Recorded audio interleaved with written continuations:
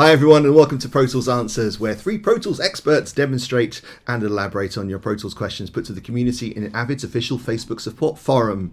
Please welcome Anders Motz. Hello. And Andy Hagerman.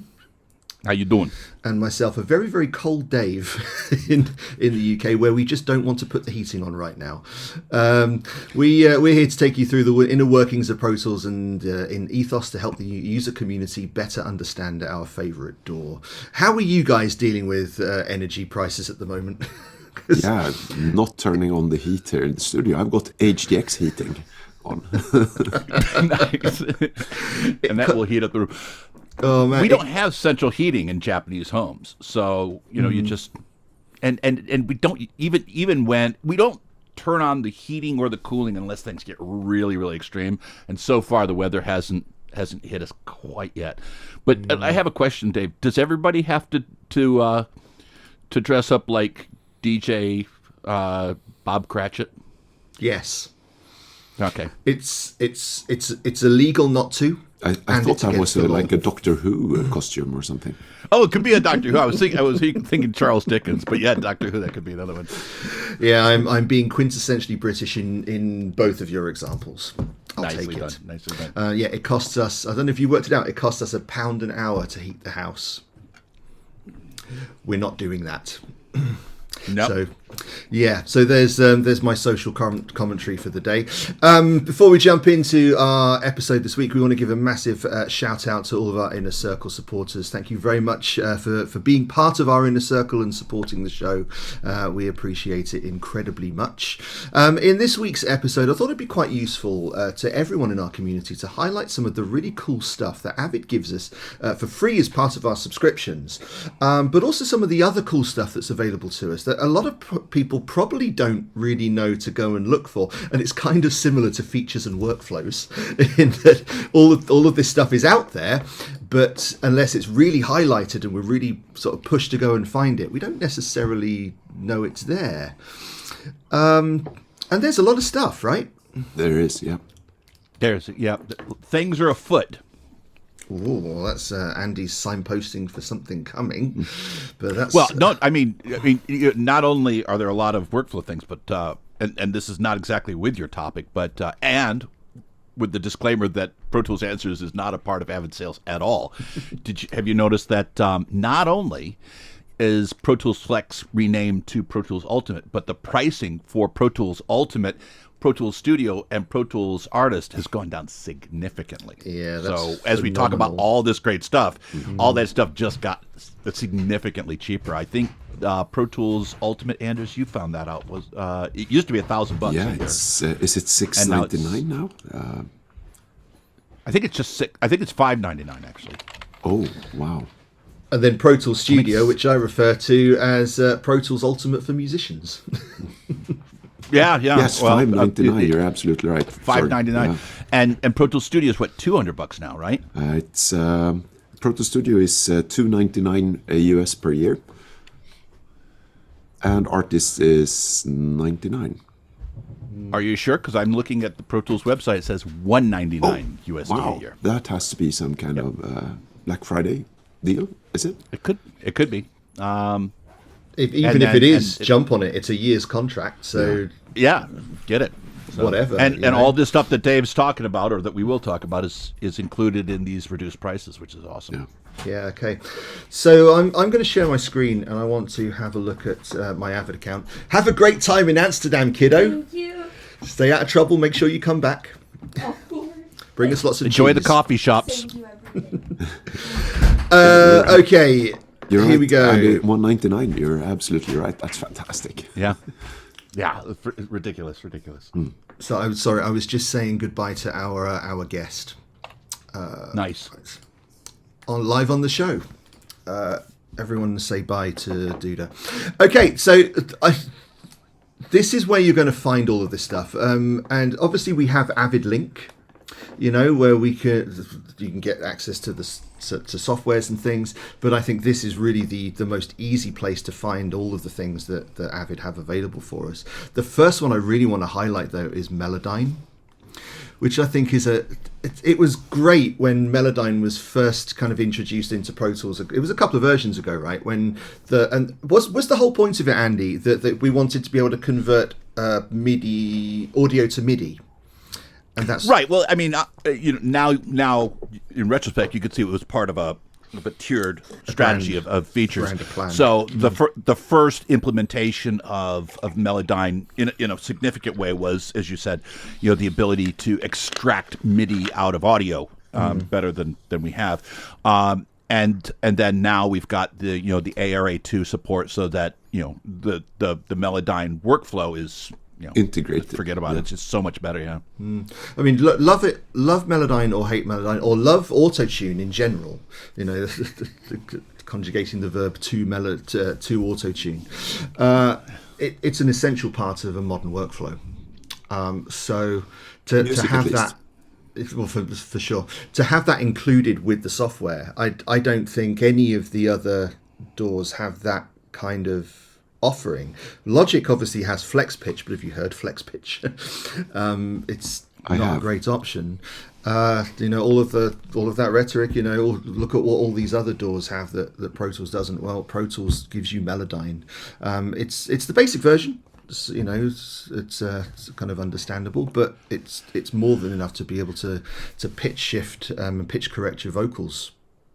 Yeah, and one thing, and this may not be confusing to other people. It was to one of our customers. The question came to me is, if I have Melodyne, one of the higher versions of Melodyne. I bought Melodyne myself, not the Essentials. So I bought Melodyne. Take your pick of either ones. When I use ARA, what version Melodyne features will I see? It's the version that you have installed. So if you don't buy Melodyne at all, we give you Melodyne Essentials so that the feature will work. If you really like that workflow and you want more, then you can upgrade on your own, right? And then the ARA section in the edit window will upgrade with the new features and the new view accordingly. Yeah, right. And you know what, Andy, that might have been me when we were on the show a few weeks ago. I know it was at least one other guy, but yeah. It may well have been me, but more in a conversational thing as to which version will load up. But when we're given Melodyne, it's not just a case of it will work in Pro Tools. We're given a license to Melodyne, right? So it can still be used in Ableton, Logic, Cubase, etc. as the standard plugin. That's right. Lots of extra value if you're working across different DAWs.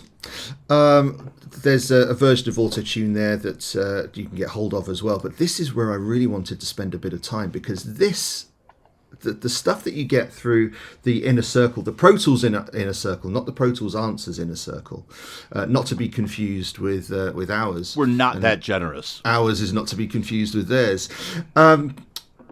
Avid have partnered with Plugin Alliance to give some a free plugin. You can go and pick a free plugin from a whole bunch of stuff. Nobody can steal my codes because I've used them. There's a massive amount of stuff there to choose one thing from. So that's definitely worth jumping into. And a lot of these are also DSP plugins, by the way, so that you can use them on your HDX card, which is fantastic. Or if you've got Carbon. Lovely. And Avid are partnered with PSP. And if you know me, I love PSP's stuff, and they give you a version of PSP's Old Timer to use. This is a wonderful old compressor. It's a valve compressor. It just creates a wonderful vibe on anything you put it on. It's absolutely worth jumping into. And again, it's a license for the plugin. So if you're working cross DAW, it doesn't just work in Pro Tools. It can be used in anything that you work in. Antares give you a free version of Duo, so for thickening up vocals and stereoizing vocals. Newfangled Audio's Equivocate. This is a really nice EQ that I find particularly useful for mastering. Dave, I saw you just skipping to one of the things that I'm most excited about. That's the me too. Okay, no, you guys jump in because the Pro Sound Effects libraries that we get the Design Elements pack, and the Foley Essentials and Producers Pack, which are like, that's $400 of samples for post production. Fantastic stuff, great sounding.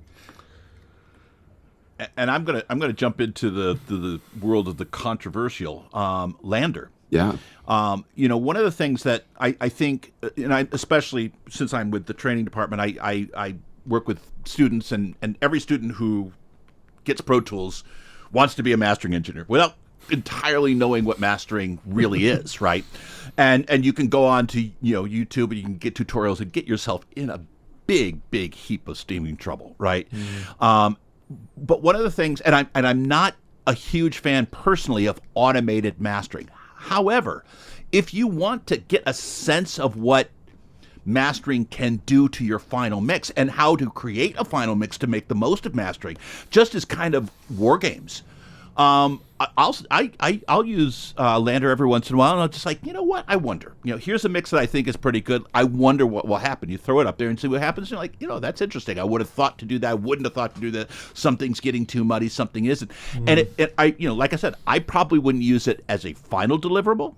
But some people can. You certainly, a lot of people do, and it's a learning experience, a sonic learning experience for me. So is there anything else in this list here? We've got a couple of things from Pure Mix and Groove 3 tutorials that you can jump into. But what else do you need other than us? Yeah, but tutorials educating yourself is always good, and that's probably why you're watching this show, right? So, and that's going to be the most valuable thing in music in general, isn't it? Is just understanding your craft. Another Plugin Alliance deal gives you a massive amount of money off their mega bundle. That would be worth trying at the moment, actually, and see how much that gives you off a current Black Friday deal. I would wager that would probably do somebody quite well. And some T-Rack stuff as well. So there's a bunch of stuff that we're given as part of the Inner Circle. We get access to a free version of SoundFlow, which is really nice for being able to control Pro Tools and macros with an iPad app. It's separate from the Avid the Pro Tools controller, which I can't remember the name of, Andy. Avid Control. Avid Control. It's the clue is in what it does. It controls Avid. It's kind of separate to that. It's all about creating macros and pressing buttons to do stuff, but it does things with the OS as well. It's not just Pro Tools based. So SoundFlow was kind of fun.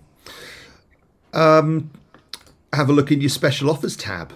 And I'll jump onto Avid Play in a little bit. It gives you a little bit of money off of Avid Play. If you're going to be jumping into Dolby production, the production suite is usually, I think it's £300. You can pick it up here for a significant discount under the special offers tab. So already we're racking up a whole bunch of benefits just for whatever the cost of your subscription is. Totally. And I mean, there is the plugin bundles as well, right? Indeed.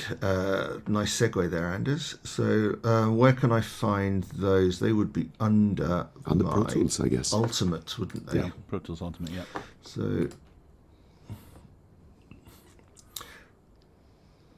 here we go. We can find all of the complete bundle plugins. There was a question, I think, in the Facebook forum. Basically, somebody was asking, are the plugins that Avid gives usable? And it's a question that comes up from time to time. And the person actually admitted that he's a bit of a plugin junkie, and he likes the complex GUIs and stuff like that. And if you're looking for complex GUIs, you might be disappointed. Yeah, these are old school. These are fairly utilitarian. That being said, they are also not all of them. That being said, they are tremendously usable. I mean, I'll create mixes using just the built-in plugins and not even realize it. It's not a limitation I'm willfully trying to impose on myself just using Avid plugins. It's just like this. It used to be that, for example, you wouldn't be caught dead using the old EQ. I can't remember what that EQ was that we had before the EQ3, but it was terrible. It was awful. And you wouldn't, no mixer was using it. And then EQ3 came out. Is it free? Yeah. Is it a great EQ? It's fantastic. Channel strip is amazing, right? Yeah. A lot of these things are really, really, really, really good and very usable, right? Some of them are as ugly as a mud fence, but we're audio people, so look at your ears rather than your eyes. Man. Yeah, right. Are there any favorites in here for you?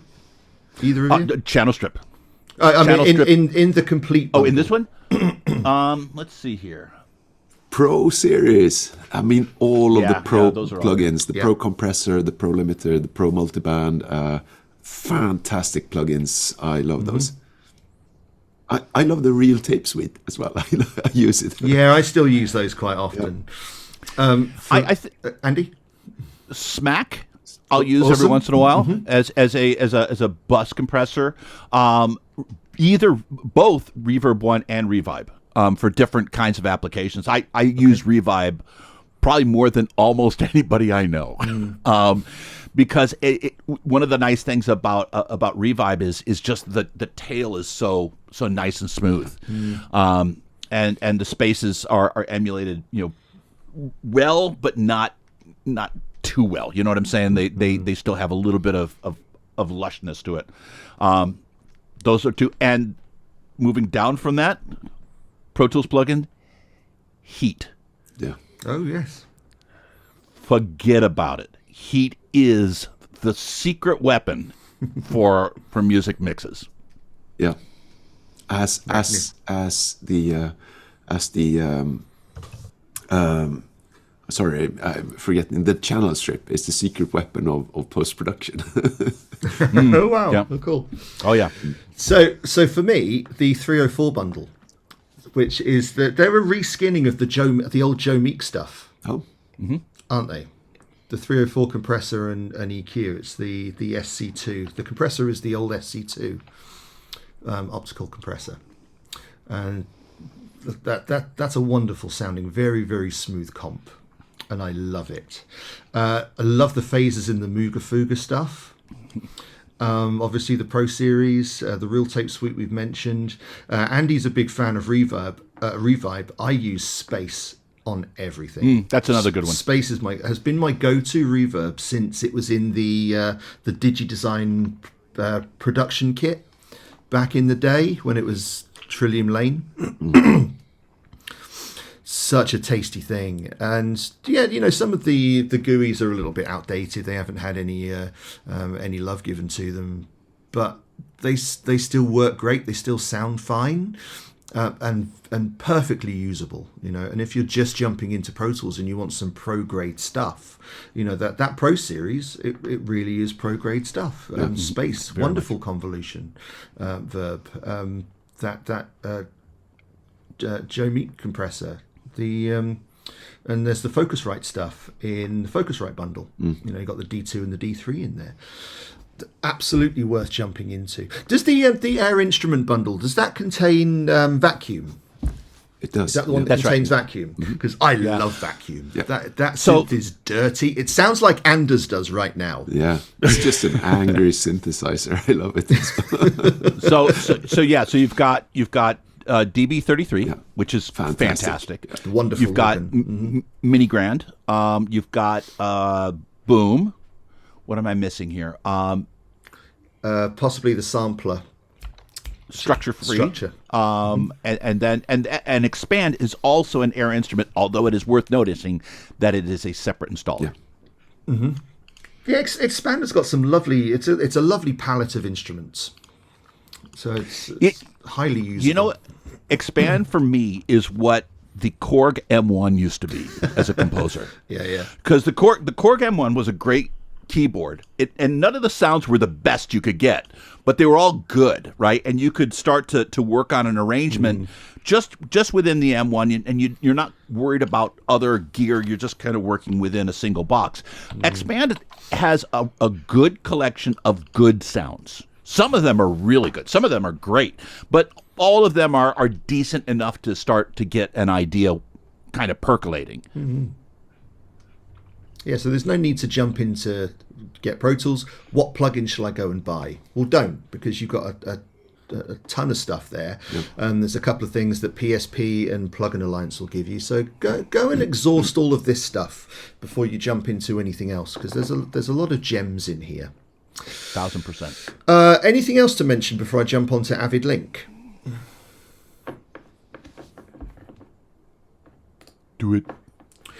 Okay, let's open up Avid Link then, because there's some cool stuff in here that I really like. I spend a little bit of time in the lounges. People, I think, have a bit of a love-hate relationship with Avid Link. I think sometimes it works for them and sometimes it doesn't, and maybe that causes a little bit of an issue for people. But the lounge has a place to be able to collaborate with people and be able to talk to other Pro Tools users, very much like the Facebook forum does. But this is where I like to spend a little bit of time and just see what people are talking about and asking about. It's a feature request lounge. And for all of the products actually, but I on this subject, Andy, I wanted to ask you, how do Avid decide what features are going to be put into the next release? Well, and it's going to sound like I'm spinning, but I promise you I'm not. One of the things that I've always liked about working for Avid is we tend to be guided more by the needs of users than, wow, this is cool technology, we'll cram it into Pro Tools and then we'll try to sell it. Not to say that hasn't happened from time to time. It happens with every technological company. But by and large, most of what we spend our time on is specifically coming from some sort of a channel. Now, before this, there was a website called IdeaScale. And that was a site basically looking the same kind of this, where you would have, different feature requests, and then you could vote it up, which is basically the same thing as you've got here. And this is one of those kind of avenues for you to get heard by Avid, and we do watch these like a hawk. The other place that we go to for that kind of feedback is the Avid Customer Association, ACA it's called. If you're an Avid Learning partner, you talk to folks like me, and I've pushed along a couple of ideas that have actually wound up going into Pro Tools. And so that, there's a lot of different funnels that go into Avid, which is not answering your question. How does Avid decide? And basically it's decided on two axes. The one axis is how many people does it help? And the more people it helps, it gets more priority. Like if it's some niche thing that is only going to help a very, very small percentage of our users, it doesn't get as much, priority, right? Nor should it.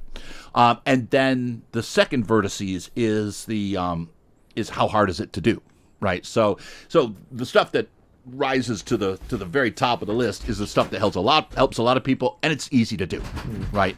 And the stuff, obviously, at the bottom is stuff that helps very few people and is hard to do.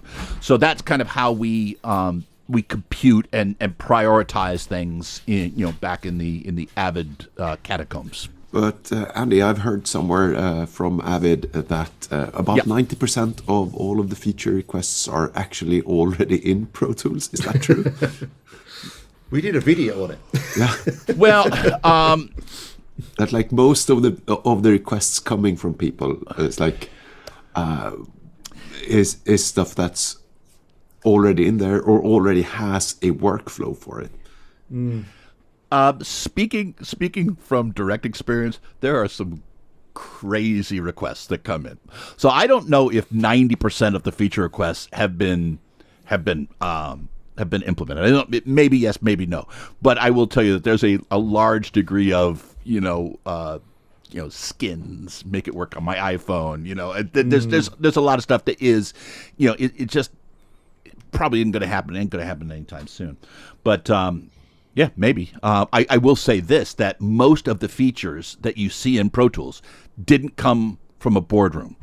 They came from a list just like this. Yeah. And it's good that other DAWs are trying to innovate and putting new features and trying to simplify things, but they're likely doing that to give themselves a bit of differentiation and to give themselves a unique selling point apart from all of the other DAWs, right? And there's always this thing that pops up that says Pro Tools should put this in because it's more modern. It should keep up with the more modern DAWs. And it's just because another DAW has a particular feature in it doesn't necessarily mean it has to be in Pro Tools in exactly the same form. A lot of the stuff that I see in that kind of vein is we can already do it. It's just there's a way of doing it that you have to understand, or it can't be done or it shouldn't be done that simply because there are other factors to consider. And it would be nice to think that Avid would be looking at these and going, well, that would be really good for our users. That would be good. And I think that's probably where instrument tracks came from back in the day. And folder tracks. Yeah, you're absolutely right, Dave. But to me now it seems like you're telling everyone that Avid is always reacting of what other DAWs are doing before they do anything, but I don't think that's the case. They have a couple of... that's not what I'm saying. Yeah. It's nice actually that they're kind of not doing that. They're listening to the people that actually are using it at and I'm going to go on a limb and say at a relatively high level. Andy, would that be right? It's like yeah. I mean, one of the things that I think has been forever has been one of the key differentiators and maybe the single reason why professionals choose Pro Tools over other DAWs has been one of the things that has made our life at Avid more complex, and that's AAX plugins. Every plugin in Pro Tools has to report its latency. Everything. So Pro Tools, when you turn on delay compensation, that only works because Pro Tools has such tight quality control over the latency and the performance of all of our plugins, not only Avid's plugins, but we have rules and stipulations for plugins made by third parties. You have to prove your mettle to make a Pro Tools plugin for AAX, and before that, RTAS and so on and so forth. And that's something that has been, to be quite honest, a lot of work, and it's one of those things that other DAWs, to lesser degrees, largely don't do, right? And I think that specifically speaks to the professional community. Yeah. Everyone's always focused on what other DAWs do that Pro Tools doesn't, when they should probably be thinking about what Pro Tools does that the others don't. That's going to be more helpful to us, I think. The fact of the matter is, and I might get, criticized for saying it, is that no DAW has everything for everybody, right? It's like if you're a great guitar player, you might be a great guitar player that plays a Telecaster, and you might be a great guitar player that plays, a classical guitar, a 6-string classical guitar. Still great guitar player. You just choose different instruments to express yourself. DAWs are not entirely dissimilar. That being said, if you don't see why professionals are using Pro Tools, keep looking. Because it's there. There are reasons. Andy, you're speaking the truth. And I think one other way to look at it is like, can you make great photos with an iPhone? Yes, there is a lot of AI in there and it makes fantastic photos. But why don't you see professionals for fashion magazines using the iPhone instead of a camera with exchangeable optics and flashes and stuff like that, right?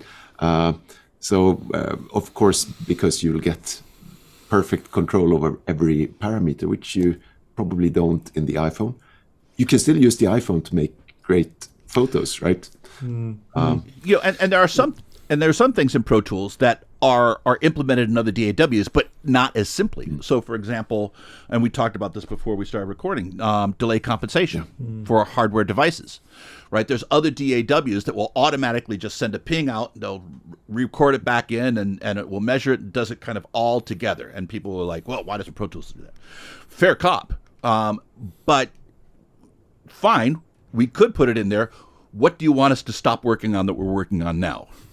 Right. And again, it's like, this is one of those things that A is relatively niche, and B, the way that we do it manually gives you more control. Right. Absolute control. So if you're you know, whereas other DAWs will do it automatically and just quote unquote fix it. In Pro Tools, you have to do it manually, but you have complete control how that's implemented, or if it is implemented. And so, again, it comes down to, you know, what kind of a person is it designed for? And Pro Tools is definitely designed for people who know a thing or two. Yeah, I think we might have kind of diverted off a little bit onto. It's possible. It's possible. That's my soapbox. I'm off of it. What about the fine talent area of Avid Link, where I got kicked off of it. I started playing polkas, and they said I was not talented. Avid give you an advertising platform as an engineer, producer, mastering engineer, whatever. They give you an advertising platform for people to be able to find you. Fantastic. And they do the same thing with experts and the certified users. Yep. Don't we? I'm not going to go off and find that at the moment. Probably should do, but I'm not going I to. can do it in the background. Oh, okay, Anders, you go and do it for me. You know, the other thing that's really cool in Avid Link is the fact that you can manage projects and chat with the people who you're collaborating with. Oh, yes. Which is, you know, if you're using projects, which is a completely different workflow, it's worth a show. But there's so much community building inside Avid Link, above and beyond just the fact that it allows you to manage your licenses. So this is where we can connect Pro Tools systems in different locations, right? For cloud collaboration. That's right. And there's a live chat thing, so you can chat over it and stuff. It's a very, very cool thing. There's a little bit of extra money involved for using it, though, right? Nope. It's about $5 Nope. a month. Nope. Nope. No, it's completely free. Yep. Completely free. The only limitation that you have with completely free is you've got 1 gigabyte of cloud storage, Okay. and for some people, there might be a justification to buy a cloud plan that gives you more storage for more audio. I'll tell you right now, I do a decent amount of cloud collaboration, and you can get by with 1 gig. With your 1 gig. Really Yeah, without you need to suffering be too a much. bit clever about how you work with cloud collaboration. Maybe that's a great idea for a show, actually. And the cool thing is that Avid Link is also on your phone. Sorry. Somebody stop recording. There we go. And I'll reboot. And the great thing is that Avid Link can also run on your phone, which means if you're out and about and somebody chats with you about a project you're collaborating on, you'll get a call, or it'll chat on your phone. So this is That's great. I didn't know that. Find really a cool. certified professional page on the Avid website, and you can just enter a person's name. Who do you want to look for? Dave Phillips, Alex Brook. Alex Brook. Okay, so Alex Brook. Let's find him. You can search by country or your region if you need to find someone that is a certified professional. And this is Alex Brook here in Tokyo, in Japan, There he is. all of his certifications and all of that. So, and it also promotes you a bit here. You can put in your website and your email address. So if anyone needs anything from you, if you're certified, you can be listed here. It's optional though. Yeah. Yeah. You got to earn it, though. You got to earn it. This is, anybody can get onto the find talent part of Avid Link, but only when you pass the exams associated with the Avid Learning Program. Mm-hmm. Yeah. Only then do you get listed in the certified user listing. So it's another directory of professional audio engineers. That's right. That's essentially what it is. So Avid Link gives us loads of stuff. Very, very cool. And I think, did we skip over the iPad app? Avid Control. No, I think we mentioned the iPad app, didn't we? When we were Avid talking Control. about SoundFlow, although we kind of just mentioned it alongside SoundFlow, there's a free control app. And not only to Pro control Tools, Pro it's a Tools. Yukon app, so it actually controls other DAWs as well. So if you're on a Logic or Cubase or whatever, you can use Avid Control app to control that DAW as well. Awesome sauce. I think the last thing I wanted to bring up, and this is something that I love. Let me just hide my meeting controls and stuff like that. Going back to Avid Link again. It's Avid Play, the music distribution Oh, system. that's so great. This is amazing, Andy. And Anders. Right? $20 a year. I think 20 something a year, and you can upload unlimited albums to everywhere. Spotify, Tidal, rinse, lather, and repeat. There's a massive list on the Avid website. Just uploading it through the dashboard, and it releases them to all of the streaming sites. It attaches the ISRC codes, attaches the ISRW codes, ISCW codes. I can never remember the work codes. Attaches your PayPal account, so you get paid for the streams.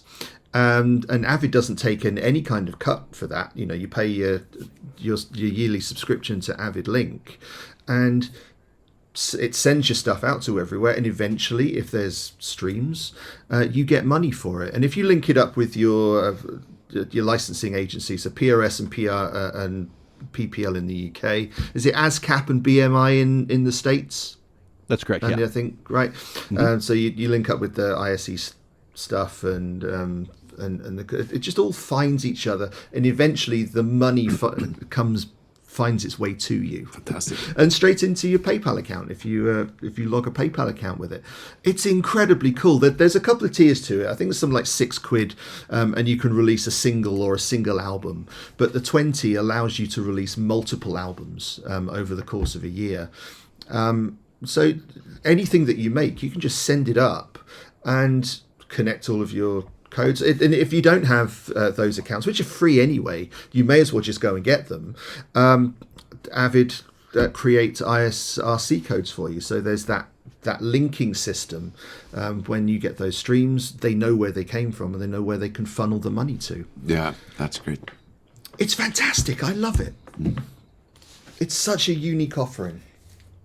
And honestly, it being a longtime Avid person, I was surprised, frankly, that Avid would take on such a big, challenging part, right? I mean, we make hardware and software for the creation, right? And we do that pretty well. But taking on, how to upload and stream and all that business and commerce side was a big project. And it's the fact that it's being received well is nice to see.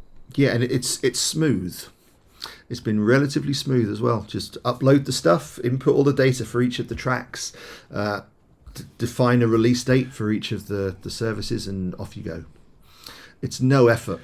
Yeah, and that's actually one of the things that has surprised me over the years with Avid, is that they are actually constantly thinking about how us as a creator can be involved in the monetization of our work. And it was really surprising to me to read about that process, and because it's been going on for many years, over 10 years, that this has been in the making. And I think it's just fantastic for Avid as a company to take part in that. Yeah, and it's wonderful to just be giving all of this stuff to its users, and I don't think they make enough noise about it. It's obviously it's on the Avid website, and if you're connected to the Facebook page and whatnot, you see that. But it needs more.